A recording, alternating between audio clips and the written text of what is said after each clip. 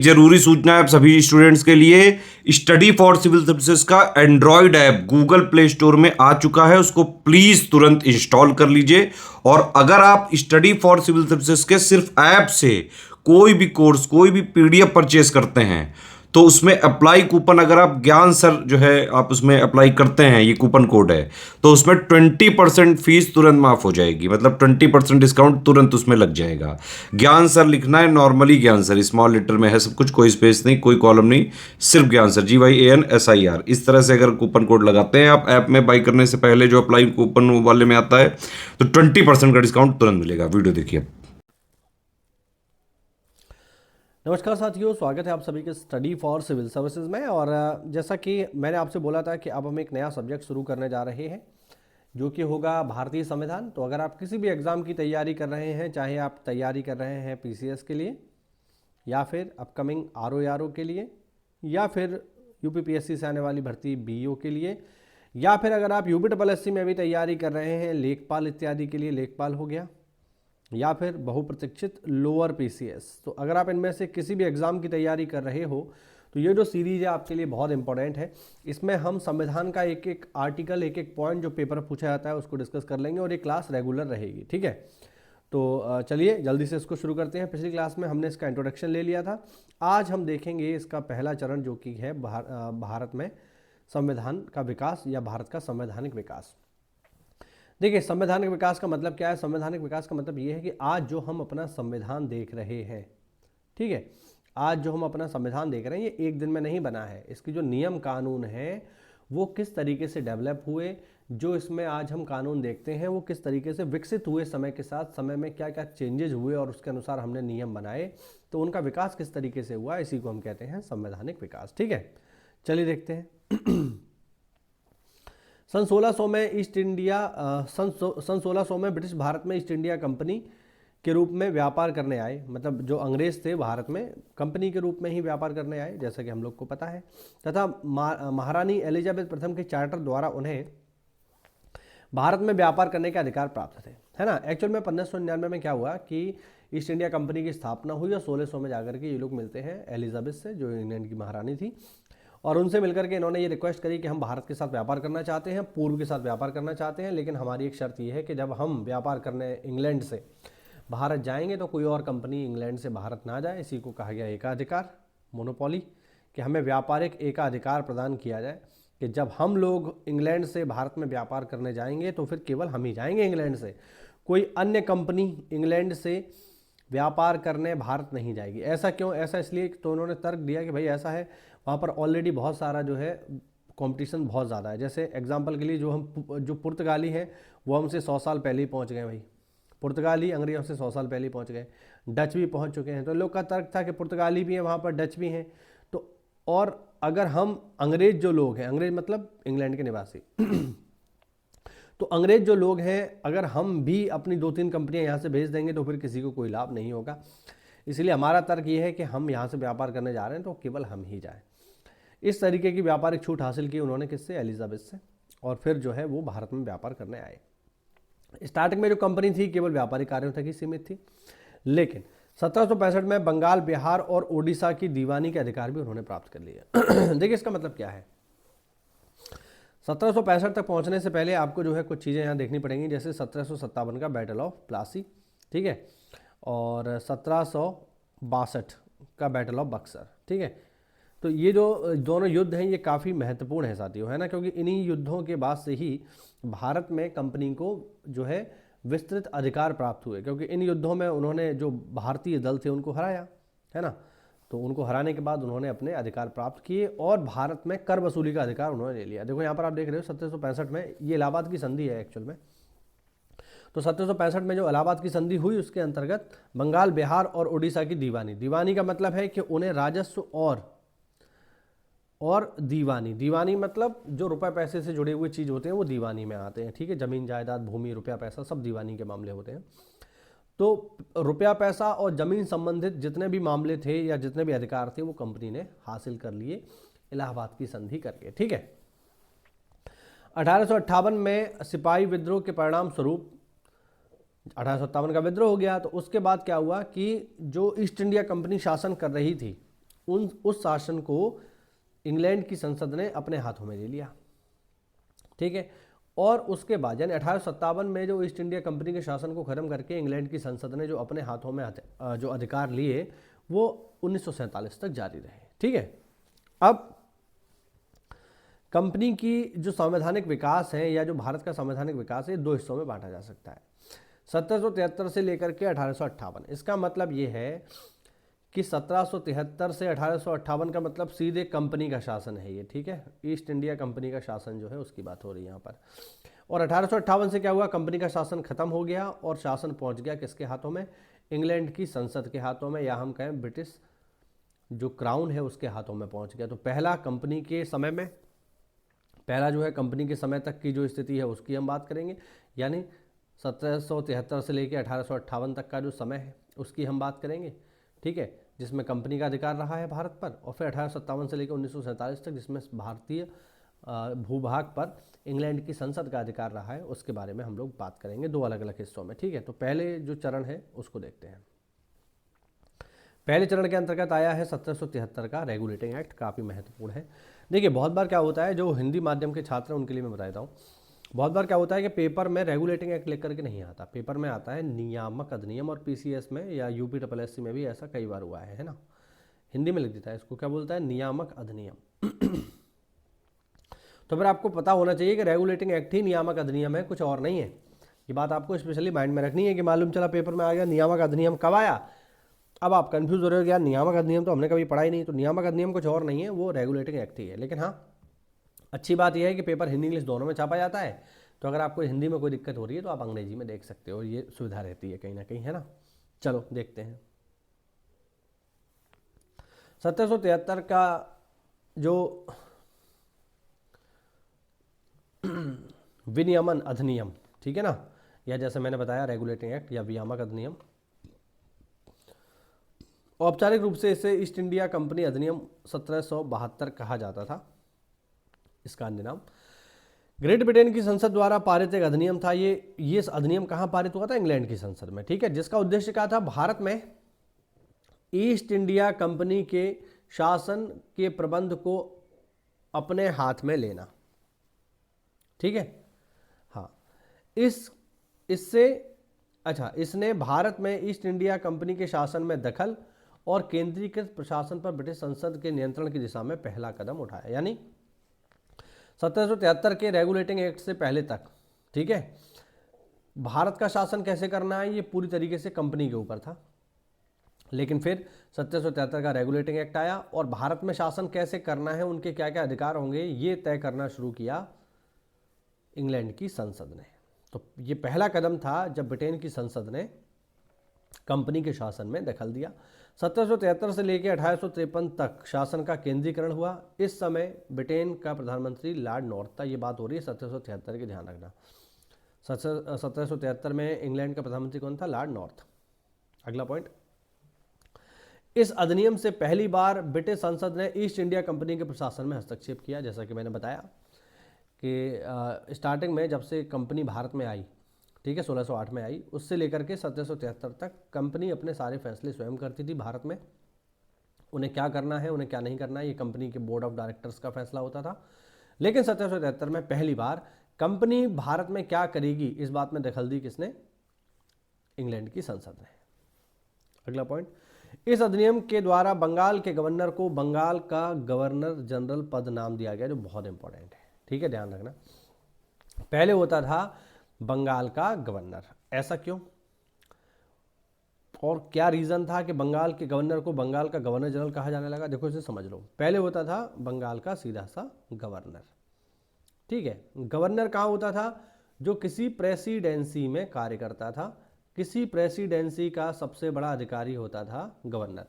अब स्टार्टिंग में केवल एक प्रेसिडेंसी थी जिसका नाम था बंगाल, समझ रहे हैं, कलर चेंज कर लेते हैं इसका,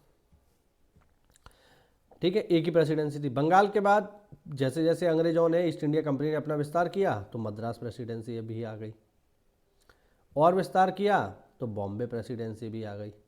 तो अब यहाँ पर आप ये देखिए कि पहले तो एक प्रेसिडेंसी थी बंगाल, और बंगाल प्रेसिडेंसी को संभालने वाला सबसे बड़ा अधिकारी था गवर्नर, जिसे कहते थे बंगाल का गवर्नर।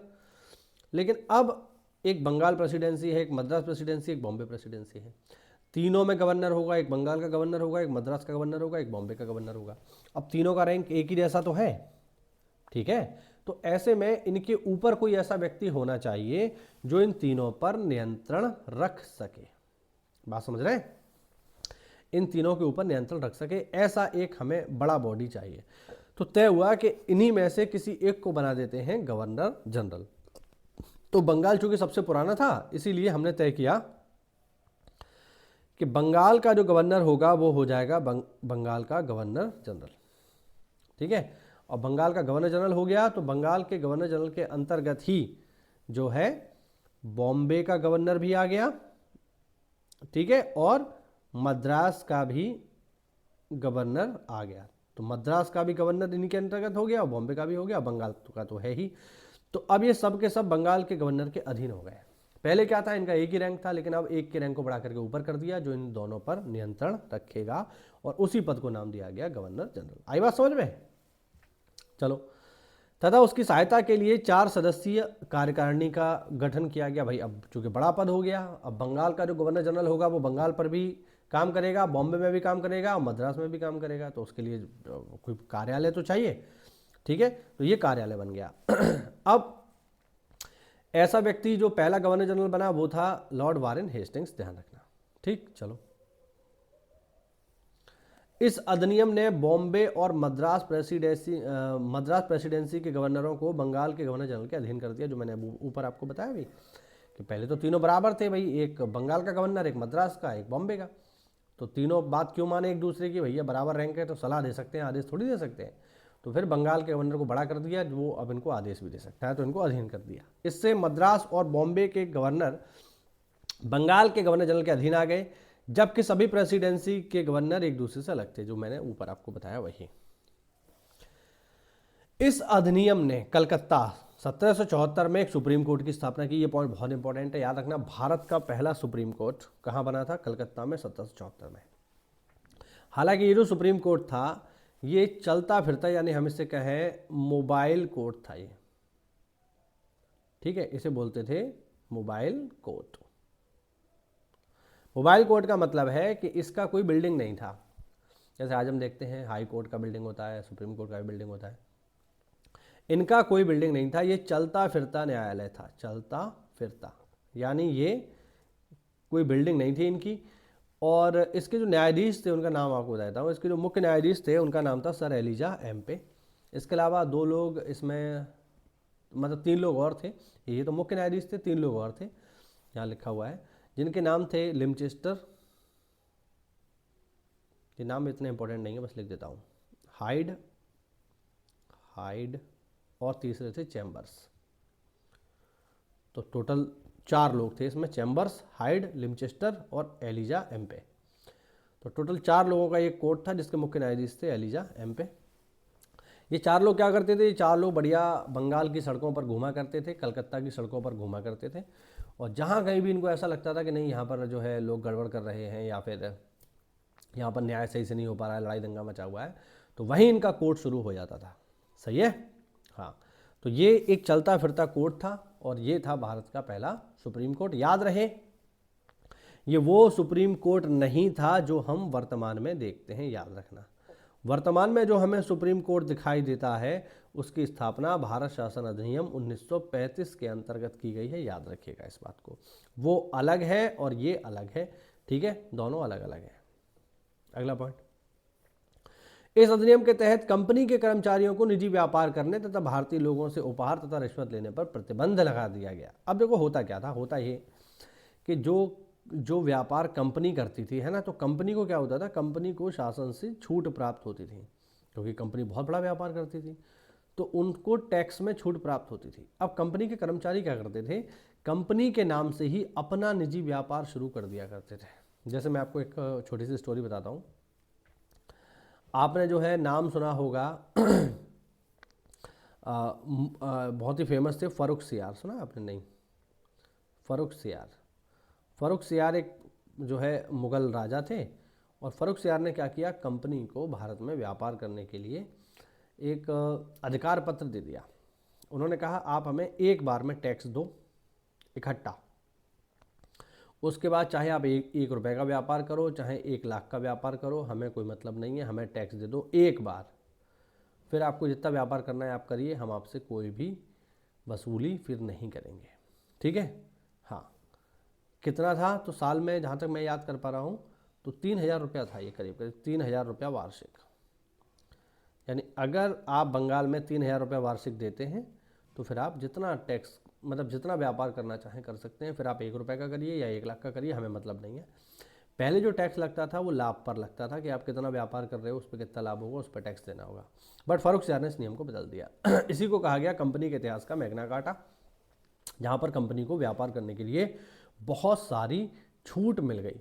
अब होता क्या था कि कंपनी तो देखिए कंपनी है, कंपनी ने 3,000 पे किए और टैक्स में छूट हासिल की और मस्त व्यापार कर रही थी। लेकिन फिर क्या हुआ कि ये लोग जो कंपनी के कर्मचारी थे, ये कंपनी की आड़ में अपना व्यापार करने लगे खुद का, है ना। मान लो 1,000 रुपये का कंपनी के लिए सामान खरीदा, है ना, और 10 रुपये का अपने लिए खरीद लिया और उसको भी कंपनी का ही बता दिया कि ये भी कंपनी का है। बात समझ रहे हैं। तो इसको तो छूट मिली हुई है, लेकिन इस पर तो 10 रुपये पे तो टैक्स देना चाहिए ना, लेकिन ये इस पर भी नहीं देते थे। इससे भारत में टैक्स की बड़े पैमाने पे चोरी होने लगी। इसी चोरी को ख़त्म करने के लिए तय किया गया कि हम जो है कर्मचारियों को निजी व्यापार और भारतीय लोगों से उपहार और रिश्वत देने पर प्रतिबंध लगा दिया गया। ठीक है। तो यहाँ पर जो है जो भ्रष्टाचार है उसको किस तरीके से कम किया जा सके, इस पर पहली बार बातचीत की गई थी 1773 के रेगुलेटिंग एक्ट में। लेकिन मैं आपको ये भी बता दूं कि ऐसा कभी जो है ये जो एक्ट यहाँ पे लिखा हुआ है कि रिश्वत देने पर प्रतिबंध है, ये कभी भी मूर्त रूप में आ नहीं पाया, या हम कहें ये कभी ढंग से लागू हुआ ही नहीं, ना तब हुआ ना आज है, ये कभी लागू नहीं हो सकता। ठीक है, ध्यान रखना। रीजनिंग में एक सवाल आता है, मुझे याद है जब मैं वीडियो के एग्ज़ाम की तैयारी कर रहा था तो मैंने इसे पढ़ा था। मैंने वहाँ पढ़ा था कि जैसे भ्रष्टाचार ये कथन और कार्रवाई में आता है कि भ्रष्टाचार एक समस्या है। ठीक, ये हो गया कथन, भ्रष्टाचार एक समस्या है। और कार्रवाई में आता है, पहली कार्रवाई में आता है इसे तुरंत खत्म कर देना चाहिए। तो ज़्यादा उत्साही जो लोग होते हैं वो, जैसे उन्होंने समस्या पढ़ी कि अच्छा भ्रष्टाचार समस्या है, अब आप क्या कार्रवाई करोगे, उन्होंने पहली कार्रवाई देखी कि तत्काल खत्म कर दो इसको, और वो इसी पे टिक कर आते हैं और वो गलत हो जाता है। ध्यान रखना, भ्रष्टाचार एक ऐसी समस्या है जो कभी भी खत्म नहीं हो सकती, याद रखिएगा हमेशा, तत्काल कभी समाप्त नहीं हो सकता। हाँ, इसको नियंत्रित किया जा सकता है। तो जो सही कार्रवाई होगी वो ये होगी कि इसको नियंत्रित करना चाहिए, ना कि खत्म, क्योंकि खत्म कभी होगा ही नहीं। क्यों नहीं होगा? क्योंकि भ्रष्टाचार कर कौन रहे हैं? इंसान कर रहे हैं भाई। और जब तक धरती पर इंसान रहेंगे तब तक भ्रष्टाचार होता रहेगा। तो ये खत्म होने वाली चीज़ नहीं है। मुझे याद है अभी कुछ दिन पहले एक अर्थशास्त्री ने कहा था कि भ्रष्टाचार जो होता है साथियों, भ्रष्टाचार जो होता है वो अर्थव्यवस्था में ग्रीस का काम करता है। ठीक है, तो मैं ये नहीं कह रहा हूँ आप लोग भी भ्रष्टाचारी हो जाओ, मैं तो ऑलरेडी गवर्नमेंट जॉब में हूँ, तो मैं ये चीज़ बहुत अच्छे से समझता हूँ कि ये कितना सीरियस मैटर होता है। रुपए पैसे लेन देन का बहुत सीरियस होता है, सस्पेंड हो जाते हैं लोग 1-1, 2-2, 3-3 साल के लिए, है ना। 10-10, 20-20 हज़ार रुपये की आप अगर छोटा सा अमाउंट भी लेते हो तो आप सस्पेंड हो सकते हो 2-2, 3-3 साल नौकरी से। हमारे यहाँ कुछ लोग हुए हैं, इसलिए मैं आपको बता रहा हूँ। लेकिन हाँ, भ्रष्टाचार फिर भी बना रहेगा, आप चाहे लोगों को कितना भी दंडित करिए, भ्रष्टाचार की समस्या कभी खत्म नहीं होगी। इसलिए मैं कह रहा हूँ ये कभी भी लागू नहीं हुआ। आ रही है बात समझ में? नहीं आ रही है? चलिए ओके। 1773 के अधिनियम के द्वारा ब्रिटिश सरकार का कोर्ट ऑफ डायरेक्टर, यानी कंपनी की गवर्निंग बॉडी, ब्रिटिश सरकार का कोर्ट ऑफ डायरेक्टर के माध्यम से कंपनी पर नियंत्रण सशक्त हो गया। सही है। हाँ, तो ब्रिटिश सरकार ने बोर्ड ऑफ डायरेक्टर्स में अपने लोग बिठाए और कहा कि कंपनी के जो भी फैसले होंगे थोड़ा सा हमें भी उसमें जो है विश्वास में लिया जाएगा कि आप इंडिया में कर क्या रहे हो, हमें पता होना चाहिए। भारतीय मामलों पर नियंत्रण, इस अधिनियम के माध्यम से पहली बार ब्रिटिश कैबिनेट को भारतीय मामलों पर नियंत्रण रखने का अधिकार दिया गया। पहले ईस्ट इंडिया कंपनी भारत में क्या कर रही है किसी को मतलब नहीं था, बट अब यहाँ चीज़ें बदल गई और पहली बार ब्रिटेन की संसद को यह अधिकार दिया गया कि वह भारतीय मामलों पर अपना नियंत्रण रखे। बंगाल में प्रशासन गवर्नर जनरल और 4 सदस्यों वाली परिषद के द्वारा चलाया जाना था, जो मैंने ऊपर आपको बताया, यहाँ पर आप देख सकते हैं, है ना, कि ये जो है यहाँ पर ये बना गवर्नर जनरल और इसकी सहायता के लिए 4 सदस्यीय कार्यकारिणी का गठन किया गया। ठीक है, तो ये था हमारा इसका पहला जो कि था 1773 का रेगुलेटिंग एक्ट। ठीक, उम्मीद करता हूँ ये आपको समझ में आया होगा। पेपर में देखिए अभी बहुत सारा समय है, तो हम बहुत आसानी से इसको पूरा कर लेंगे। एक चीज़ मैं आपको और बता दूँ कि ये तो हमारा चल ही रहा है, इसके साथ साथ जो है हमने जो है हमने एक क्लास जो है मॉडर्न इंडिया की भी प्रारंभ की है। ठीक, तो आप उसको भी जा करके देखिए, मॉडर्न इंडिया भी ज़रूरी है।